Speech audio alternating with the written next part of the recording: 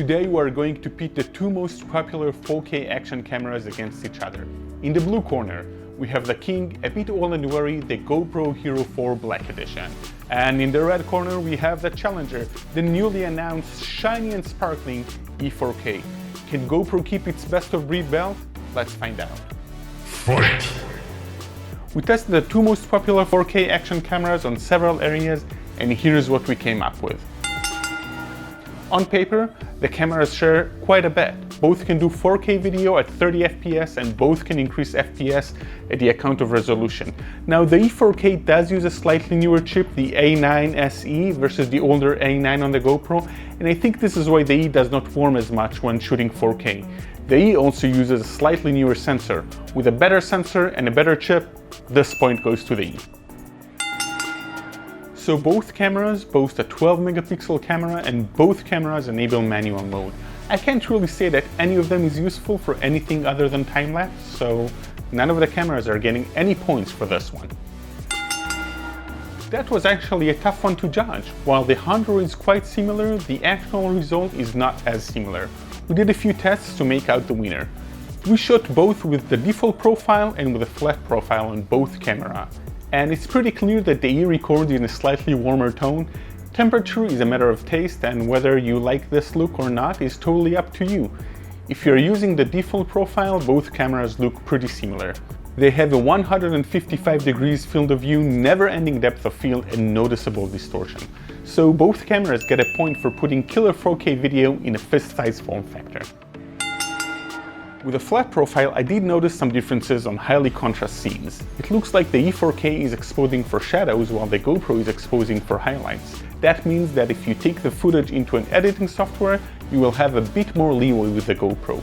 Though none of the cameras can really handle lots of grading. Sorry, this point goes to the GoPro.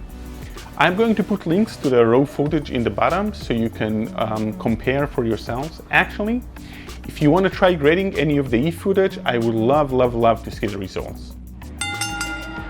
Both cameras have a nice slow-mo feature, where you can reduce resolution to 700p and go all the way to 240 FPS. We popped a few confetti guns so you can compare the smoothness and details. And while there is not a definite winner in video quality, the E can generate slow-mo right inside the camera, and you don't need external editing software for that. It also has in-camera fisheye correction. This doesn't matter much if you're used to editing, but if you just want to shoot slow-mo, you'll love this. So yeah, a point for the E. Remember that I said the E burns the highlights? Well, it exposes for the shadow, which is good for low light. I mean, this is not the camera I would use for night photography, but in a pinch, it's better than the GoPro. That's a point. Okay, let me come up right at the start and say this. This one is a big win for the E. This is the GoPro battery. It's a standard 160 mAh battery, which will last about an hour. This is the E battery. It has 1400 milliamps battery and it will last about 2 hours. 2 hours!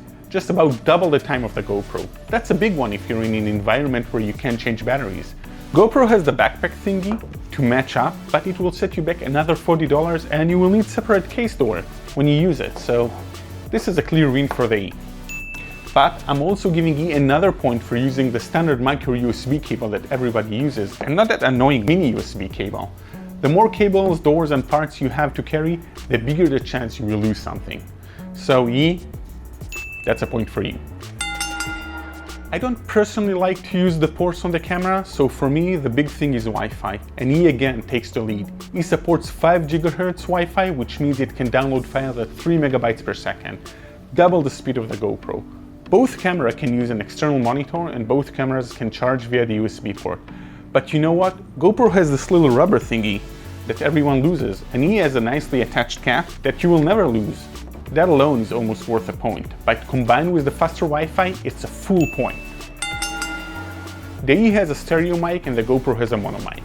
Sound is not amazing on either. We set up a nice wall to test them at about 1 meter, and this is what we have. This is a sound check. 1, 2, 3, 4, 5. This is a sound check. 1, 2, 3, 4, 5. No points for either. The E comes with a standard tripod mount right on the camera. This means that it is very easy to mount on any mounting gear you own without any adapters or cases. Thank God. A point for the E. Operation is a big thing for me as I tend to want to do all kinds of things with the camera, and both cameras have pluses and minuses. The obvious big plus on the E is the LCD. It is just so much easier to control than those two-button approach on the GoPro. The LCD is clear and bright and feels very Apple-ish in its responsiveness. You can control video mode, resolution, time-lapse, and just about 90% of the camera functions. Not to mention that you can actually see what you're about to shoot without an app. This comes in pretty useful when you're setting up. Of course, you can still use the app, but I found myself using the LCD way more than the app. This one goes for the E2.